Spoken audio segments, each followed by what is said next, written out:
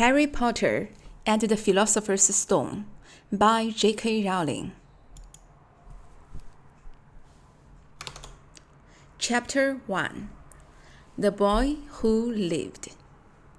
Mr. and Mrs. Dursley of Number 4, Private Drive, were proud to say that they were perfectly normal.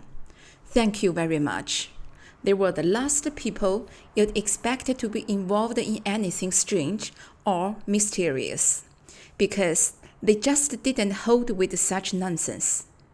Mr. Dursley was the director of a firm called Grunnings, which made jewels.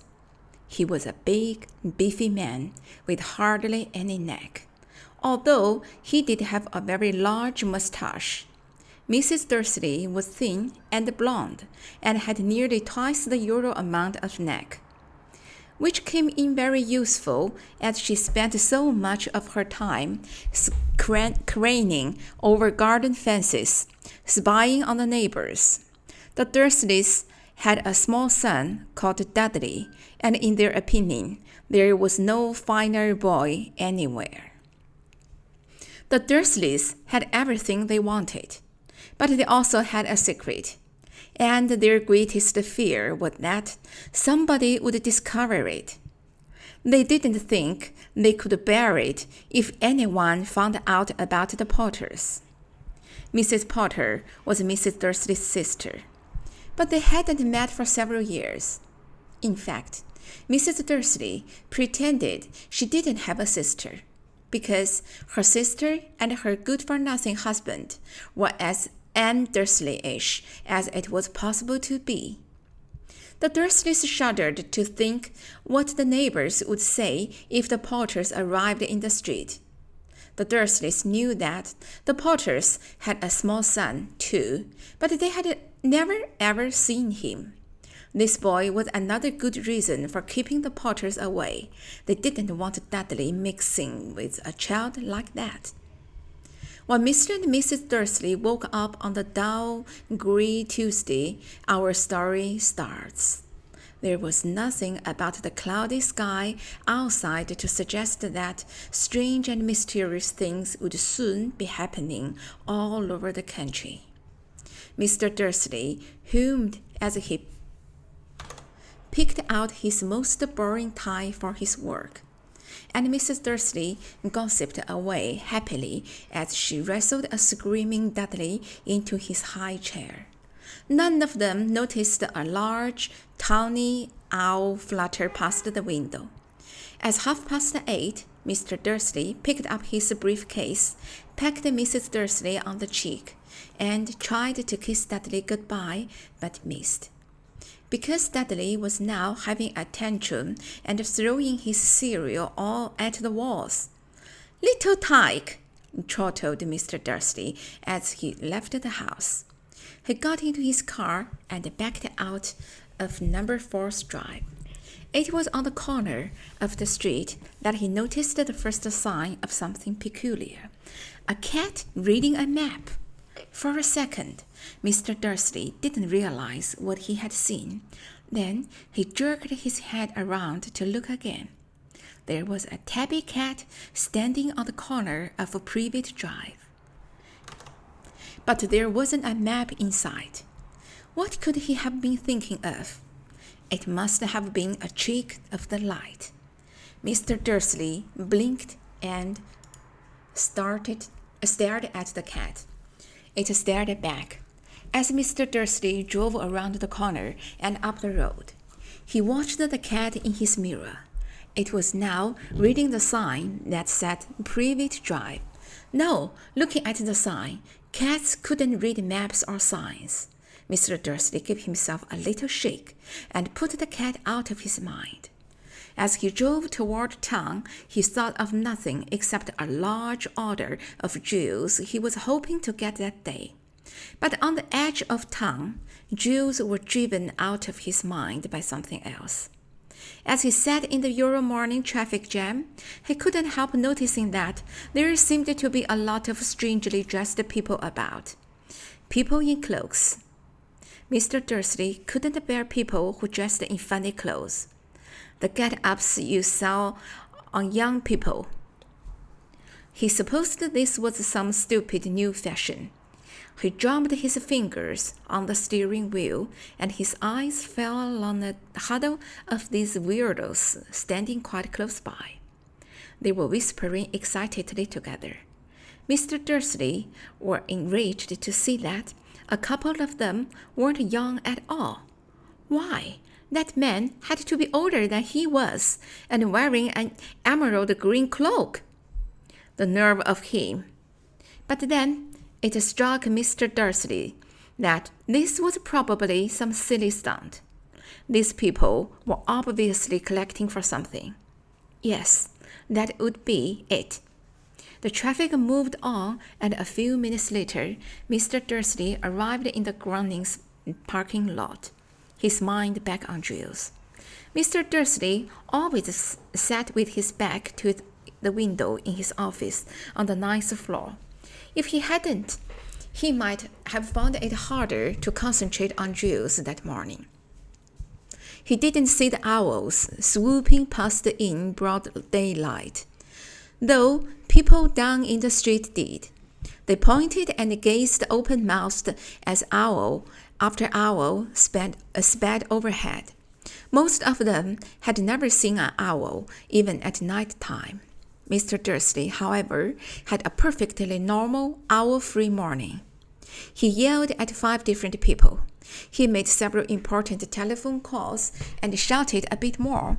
He was in a very good mood until lunchtime, when he thought he'd stretched his legs and walk across the road to buy himself a bun from the bakery. He'd forgotten all about the people in cloaks until he passed a group of them next to the baker's. He eyed them angrily as he passed.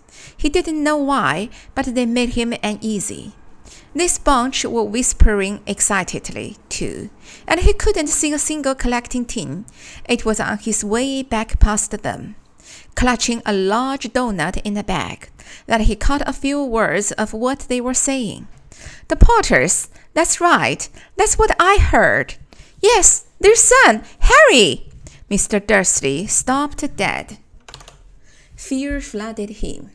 He looked back at the whispers as if he wanted to say something to them, but thought better of it. He dashed back across the road, hurried up to his office, snapped at his secretary not to disturb him, seized his telephone, and had almost finished dialing his home number when he changed his mind. He put the receiver back down and stroked his mustache, thinking, no, he was being stupid. Potter wasn't such an unusual name. He was sure there were lots of people called Potter who had a son called Harry. Come to think of it, he wasn't even sure his nephew was called Harry. He'd never even seen the boy. It might have been Harvey or Harold. There was no point in worrying Mrs. Dursley. She always got so upset at any mention of her sister.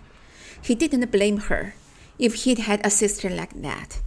But all the same, those people in cloaks. He found it a lot harder to concentrate on drills that afternoon.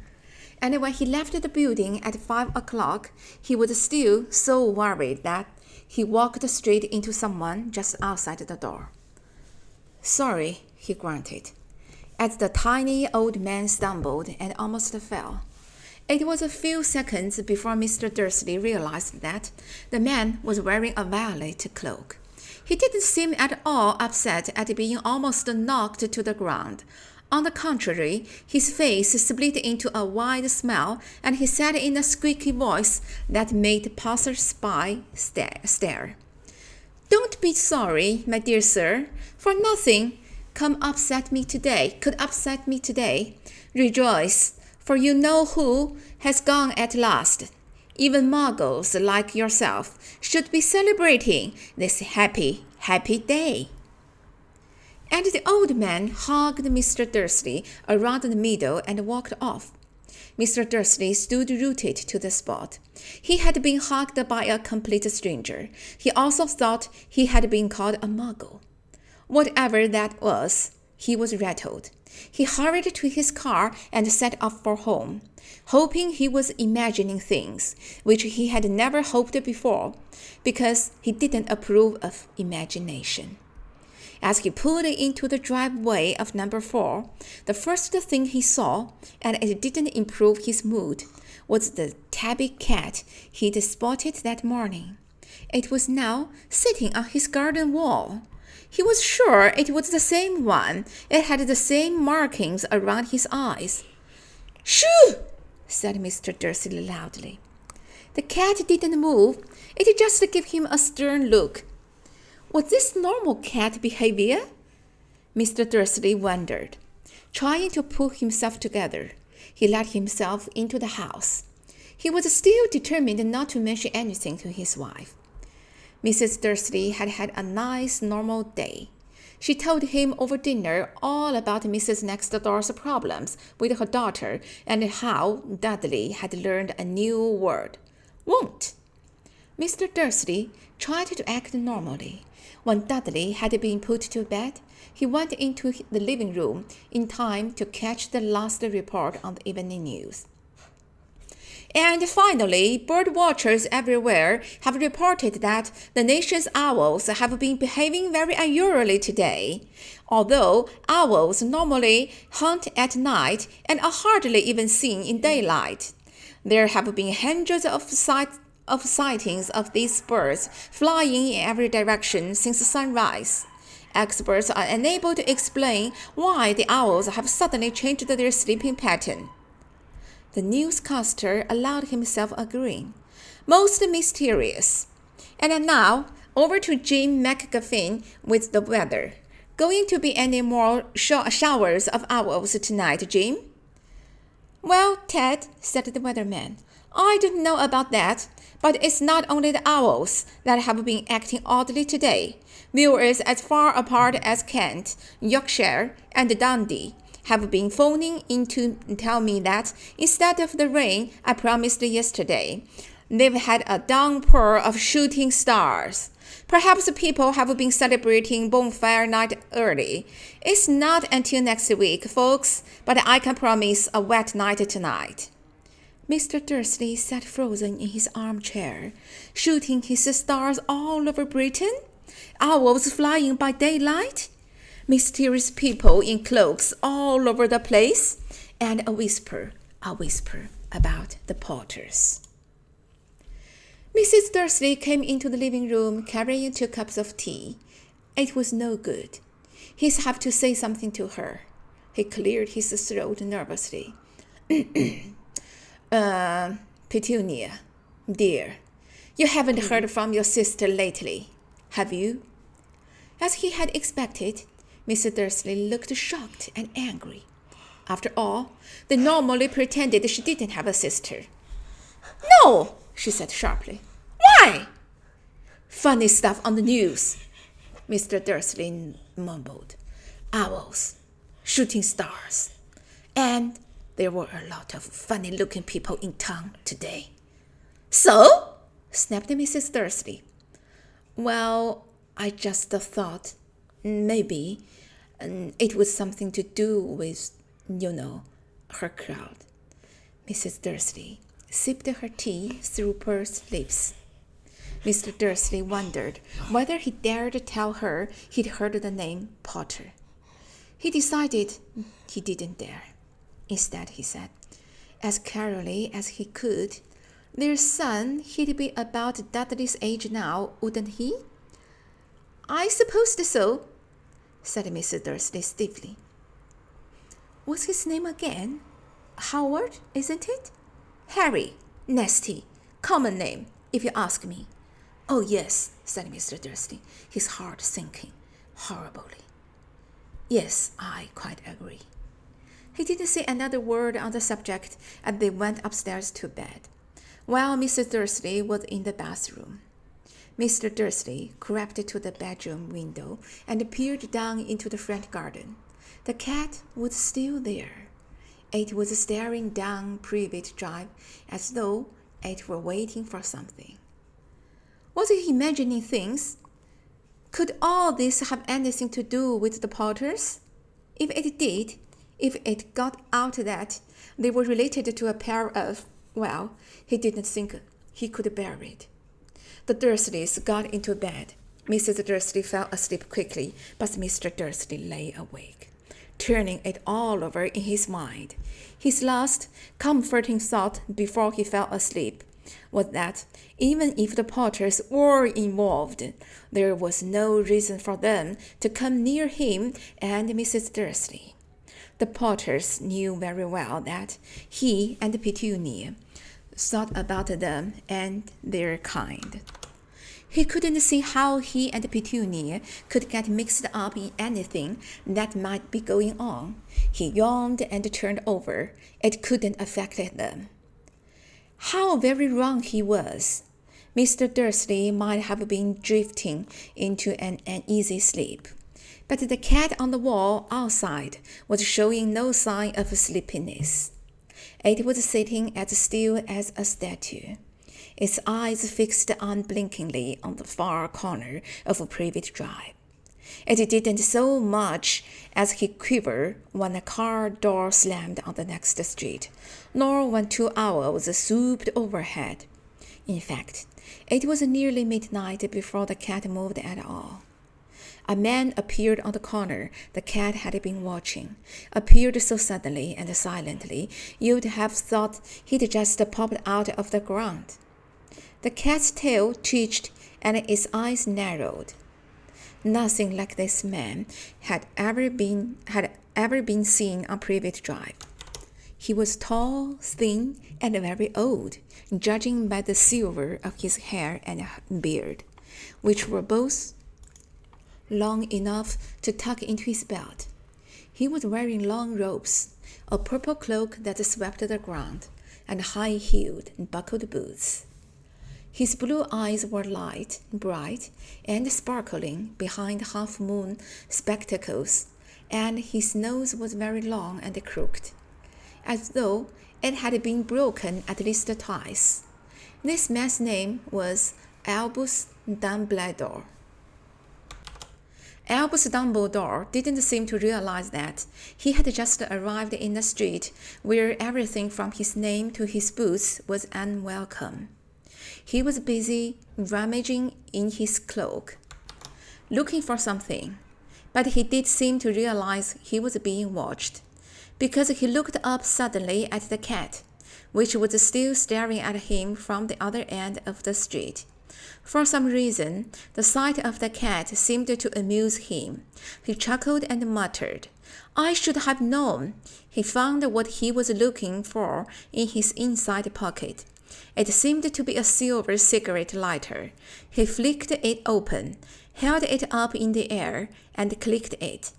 The nearest street lamp went out with a little pop. He clicked it again. The next lamp flickered into darkness.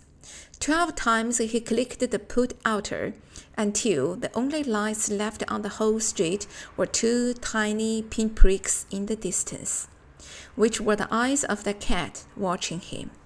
If anyone looked out of their window now, even beady-eyed Mrs. Dursley, they wouldn't be able to see anything that was happening down on the pavement. Dumbledore slipped the put-outer back inside his cloak, and set off down the street toward number 4, where he sat down on the wall next to the cat. He didn't look at it, but after a moment he spoke to it. "Fancy seeing you here, Professor McGonagall." He turned to smile at the tabby, but it had gone. Instead, he was smiling at a rather severe-looking woman who was wearing square glasses, exactly the shape of the markings the cat had had around its eyes. She, too, was wearing a cloak, an emerald one. Her black hair was drawn into a tight bun. She looked distinctly ruffled. "How did you know it was me?" she asked. "My dear Professor, I've never seen a cat sit so stiffy." "You'd be stiff if you'd been sitting on a brick wall all day," said Professor McGonagall. All day? When you could have been celebrating? I must have passed a dozen feasts and parties on my way here. Professor McGonagall sniffed angrily. Oh, yes, everyone's celebrating, all right, she said impatiently. You'd think they'd be a bit more careful. But no, even the muggles have noticed something's going on. It was on their news. She jerked her head back at the Dursleys' dark living room window. I heard it. Flocks of owls. Shooting stars. Well, they are not completely stupid. They were bound to notice something. Shooting stars down in Kent. I'll bet that was Daedalus Diggle. He never had much sense. You can't blame them, said Dumbledore gently. We've had precious little to celebrate for 11 years. I know that, said Professor McGonagall irritably. But that's no reason to lose our heads. People are being downright careless. Out on the streets in broad daylight, not even dressed in muggle clothes, swapping rumors. She knew a sharp sideways glance at Dumbledore here, as though hoping he was going to tell her something, but he didn't. So she went on. A fine thing it would be if, on the very day you-know-who seems to have disappeared at last, the Muggle found out about us all. I suppose he really has gone. Dumbledore? It certainly seems so, said Dumbledore. We have much to be thankful for. Would you care for a lemon drop? A what? A lemon drop. They are a kind of muggle sweet I'm rather fond of. No, thank you, said Professor McGonagall coldly, as though she didn't think this was the moment for lemon drops. As I say, even if you-know-who has gone, my dear Professor, surely a sensible person like yourself can call him by his name. All this you-know-who nonsense. For 11 years, I have been trying to persuade people to call him by his proper name, Voldemort. Professor McGonagall flinched, but Dumbledore, who was unsticking 2 lemon drops, seemed not to notice. It all gets so confusing if we keep saying you-know-who. I have never seen any reason to be frightened of saying Voldemort's name. I know you haven't, said Professor McGonagall, sounding half exasperated, half admiring. But you are different. Everyone knows you are the only one you know. Oh, all right, Voldemort was frightened of. You flatter me, said Dumbledore calmly. Voldemort had powers I will never have. Only because you are too, noble to use them. It's lucky it's dark. I haven't blushed so much since Madame Pomfrey told me she liked my new earmuffs. Professor McGonagall shot a sharp look at Dumbledore and said, The owls are nothing next to the rumors that are flying around. You know what everyone's saying about why he's disappeared, about what finally stopped him. It seemed that Professor McGonagall had reached the point she was most anxious to discuss. The real reason she had been waiting on the cold, hard wall all day, for neither as a cat nor as a woman had she fixed Dumbledore with such a piercing stare as she did now. It was plain that, whatever everyone was saying, she was not going to believe it until Dumbledore told her it was true. Dumbledore, however, was choosing another lemon drop and did not answer. What they are saying, she pressed on, is that last night Voldemort turned up in Godric's Hollow. He went to find the Potters. The rumor is that Lily and James Potter that they are dead. Dumbledore bowed his head. Professor McGonagall gasped. Lily and James, I can't believe it. I didn't want to believe it. Oh, Albus. Dumbledore reached out and patted her on the shoulder. I know, he said heavily. Professor McGonagall's voice trembled as she went on. That's not all. They are saying he tried to kill the Potter's son, Harry, but he couldn't. He couldn't kill that little boy. No one knows why or how. But they are saying that when he couldn't kill Harry Potter, Voldemort's power somehow broke, and that's why he's gone. Dumbledore nodded glumly. It's true, faltered Professor McGonagall. After all he's done, all the people he's killed, he couldn't kill a little boy? It's just astounding. Of all the things to stop him. But how in the name of heaven did Harry survive? We can only guess, said Dumbledore. We may never know. Professor McGonagall pulled out a lace handkerchief and dabbed at her eyes beneath her spectacles. Dumbledore gave a great sniff as he took a golden watch from his pocket and examined it. It was a very odd watch. It had 12 hands but no numbers. Instead, little planets were moving around the edge. It must have made sense to Dumbledore, though, because he put it back in his pocket and said, Hagrid's late. I suppose it was he who told you I'd be here, by the way. Yes, said Professor McGonagall. And I don't suppose you are going to tell me why you are here, of all places? I've come to bring Harry to his aunt and uncle. They are the only family he was left now. You can't mean the people who live here, cried Professor McGonagall, jumping to her feet and pointing at number 4. Dumbledore, you can't. I've been watching them all day. You couldn't find 2 people who are less like us. And they've got this son. I saw him kicking his mother all the way up the street, screaming for sweets. Harry Potter, come and live here. It's the best place for him, said Dumbledore firmly. His aunt and uncle will be able to explain everything to him when he's older. I've written them a letter. A letter? Repeated Professor McGonagall faintly, sitting back down on the wall. Really, Dumbledore, you think you can explain all this in the letter? These people will never understand him. He'll be famous, a legend. I wouldn't be surprised if today was known as Harry Potter Day in the future. There will be books written about Harry. Every child in our world will know his name. Exactly, said Dumbledore, looking very seriously over the top of his half-moon glasses. It would be enough to turn any boy's head. Famous before he can walk and talk. Famous for something he won't even remember. Can't you see how much better off he'll be growing up away from all that until he's ready to take it?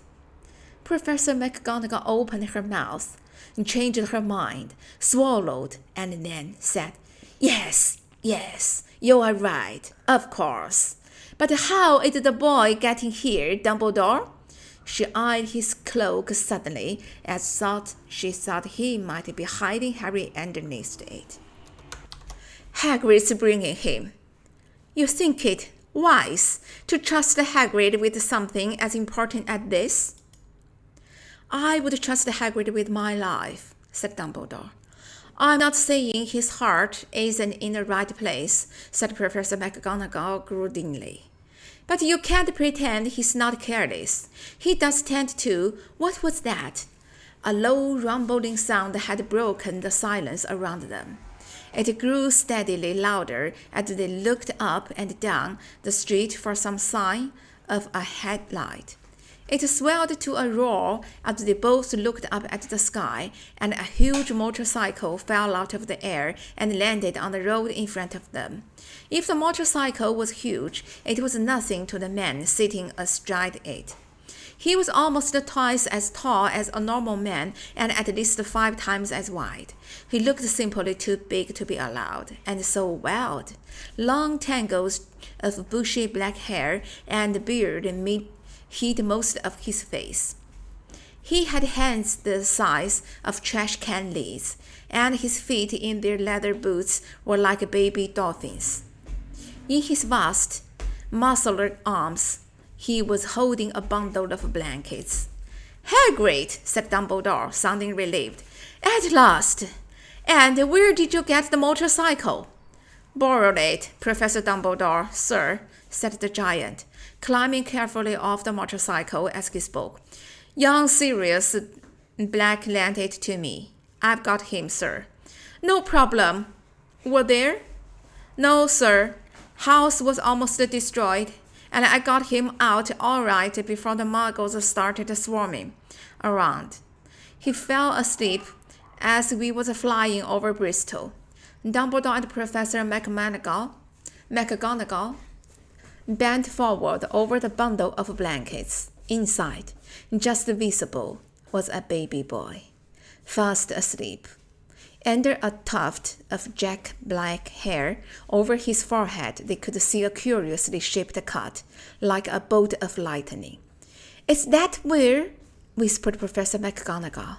"Yes," said Dumbledore. "He'd have that scar forever." "Couldn't you do something about it, Dumbledore?" "Even if I could, I wouldn't. Scars can come in handy. I have one myself above my left knee that is a perfect map of the London Underground." "Well, give him here, Hagrid. We'd better get this over with." Dumbledore took Harry in his arms and turned toward the Dursleys' house. Could I say goodbye to him, sir?" asked Hagrid. He bent his great shaggy head over Harry and gave him what must have been a very scratchy, whiskery kiss. Then, suddenly, Hagrid let out a howl like a wounded dog. "Shh!" hissed Professor McGonagall. "You'll wake the muggles." "Sorry," sobbed Hagrid, taking out a large spotted handkerchief and burying his face in it. "But I can't stand it. Lily and Jam's dead, and poor little Harry off their leave with muggles." Yes, it's all very sad. But get a grip on yourself, Hagrid. All will be found," Professor McGonagall whispered, patting Hagrid gingerly on the arm as Dumbledore stepped over the low garden wall and walked to the front door. He laid Harry gently on the doorstep, took a letter out of his cloak, tucked it inside Harry's blankets, and then came back to the other two. For a full minute, the three of them stood and looked at the little bundle. Hagrid's shoulders shook. Professor McGonagall blinked furiously, and the twinkling light that usually shone from Dumbledore's eyes seemed to have gone out. "Well," said Dumbledore finally, "that's that. We've no business staying here. We may as well go and join the celebrations." "Yeah," said Hagrid in a very muffled voice. "I'd best get this bike away. Good night, Professor McGonagall, Professor Dumbledore, sir." Wiping his streaming eyes on his jacket sleeve, Hagrid swung himself onto the motorcycle and kicked the engine into life. With a roar, it rose into the air and off into the night. "I shall see you soon, I expect, Professor McGonagall," said Dumbledore, nodding to her. Professor McGonagall blew her nose in reply. Dumbledore turned and walked back down the street.